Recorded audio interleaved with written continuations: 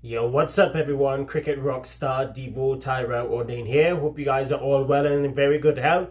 So within last night and night before, I have been following the Caribbean Premier League, and the reason why I decided not to do any videos separate, how about I do them back to back. So for this video, I'm going to be talking about Tuesday night's match involving the Kings and Amazon, and Wednesday night's match involving Trinbago and the Falcons. So I'm starting with last night in St. Lucia.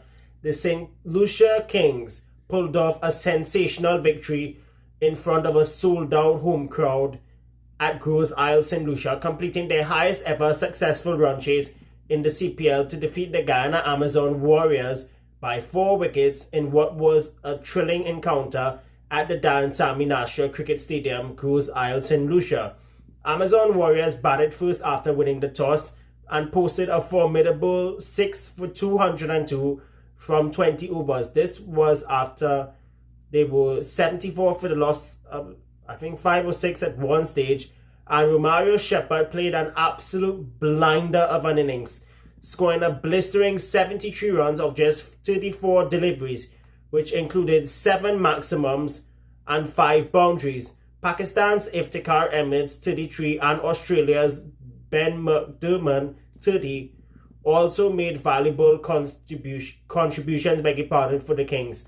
For the St. Lucia Kings, Keon Gaston, who I actually praised in a few videos back, he was the pick of the bowlers, for the Kings. Although he was extremely expensive last night compared to Saturday night against TKR, he had figures of 2 wickets for 57 despite being extremely expensive. And one of the overs that O'Shane Thomas bowled to Shepherd, Shepherd conceded 22 runs of 1 legal delivery. He was extremely expensive, despite the fact how I was praising him the other night for his Yorker lengths to some of the big hitters in the TKR batting lineup. I don't know what happened with the Kings last night, but who saved their face for the Kings was that innings from Hakeem Auguste, who I will get to in a minute. But when they were chasing the target of 203, the Kings got over the line with less than 2 overs remaining, thanks to an absolute flyer of an innings from St. Lucian local Hakeem Auguste, who by the way was a part of the breakout league with the Windward Islands team. He led the charge, playing a sensational 73 of 35 deliveries. And believe it or not, he reached his half century in just 19 deliveries, the fastest of the 2025 Republic Bank Caribbean Premier League season.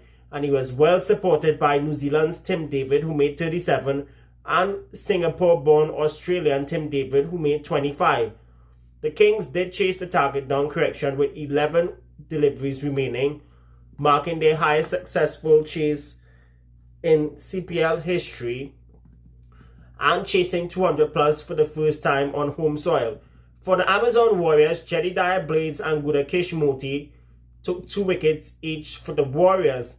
But let me talk about Hakeem Auguste, because his innings was the real turning point for the Kings. Now, if you looked at Amazon's first inning with the bat, they were in all sorts of trouble after 10 overs, after their top order and middle order failed to fire, which was a rarity for the visitors. But Hakeem Auguste, what a Shandar innings from the young man.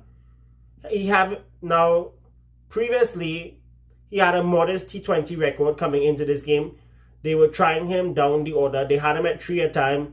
But this innings had a lot of maturity and power, which will be remembered for years to come. And he is one of those rising stars who can break into the West Indies team anytime soon if any of the senior folks are unavailable with franchise commitments or even on the sidelines injury. But this innings was absolutely sensational. It not only set the platform up for the victory, but it was done with finesse. It was absolutely brilliant.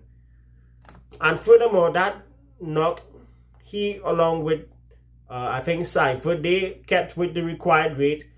And overall, this has to be one of the best innings I've seen so far this year in the Caribbean the Caribbean Premier League, other than the innings from Colin Monroe the other night, which I thought was, but this one was extremely outrageous from Auguste.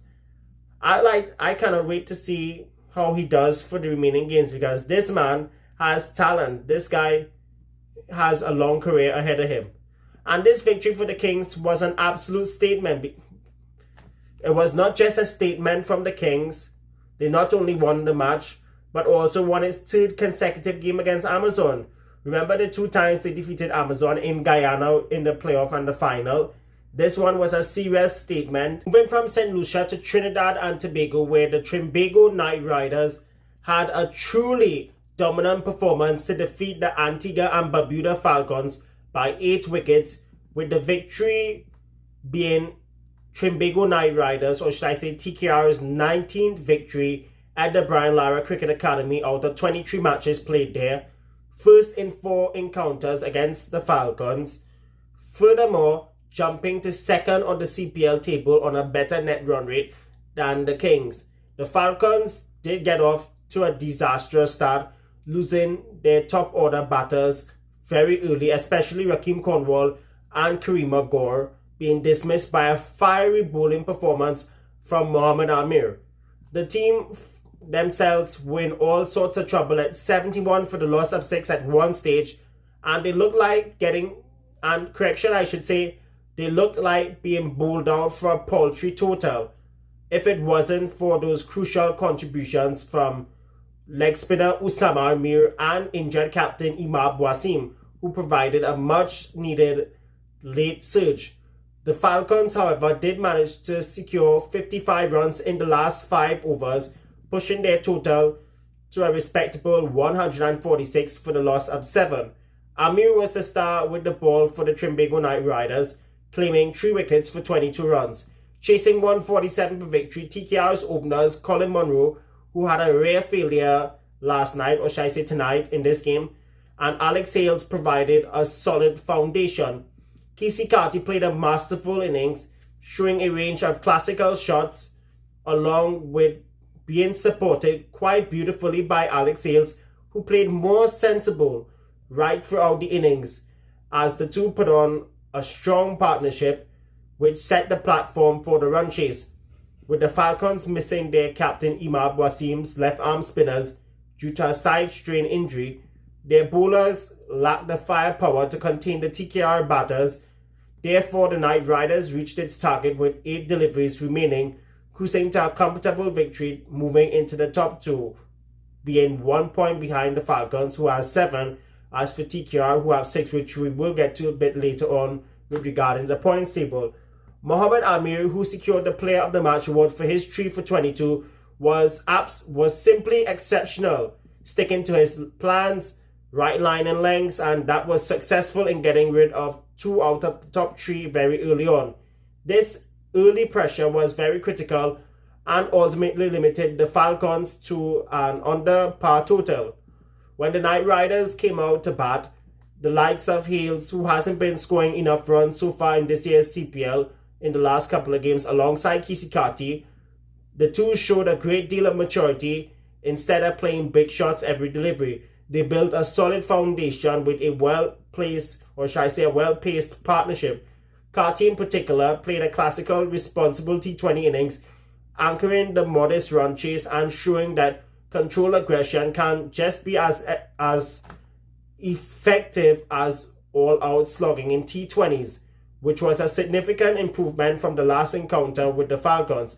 On the other hand, the Falcons' top order continued to fail early on, and it has led to the middle and lower order being put under a lot of immense pressure, especially in the middle stages of the innings. And if it wasn't for that innings from Usama Amir and the skipper Imab Wasim down the order, they wouldn't even have gotten to 130 runs on the board. Talking about their captain, they will be sweating over his fitness, given the fact Wasim within the last couple of years has been injury prone. Now remember, he did sustain the side strain injury while running between the wickets in the latter stages of the innings, and that proved to be the biggest challenge which they had when they did came out to bowl. They were a bowler short due to the fact they left out Shamar Springer for Ubin McCoy. Now, I would rather have played the two of them in day 11 to give the bowling side more depth.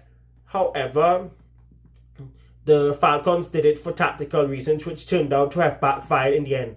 Regarding the points table, TKR moved second to the table after 4 games with 6 points, 3 victories and 1 defeat. Second behind the Falcons, who has 7 points, 3 victories and 3 defeats if I'm not mistaken, along with a washout.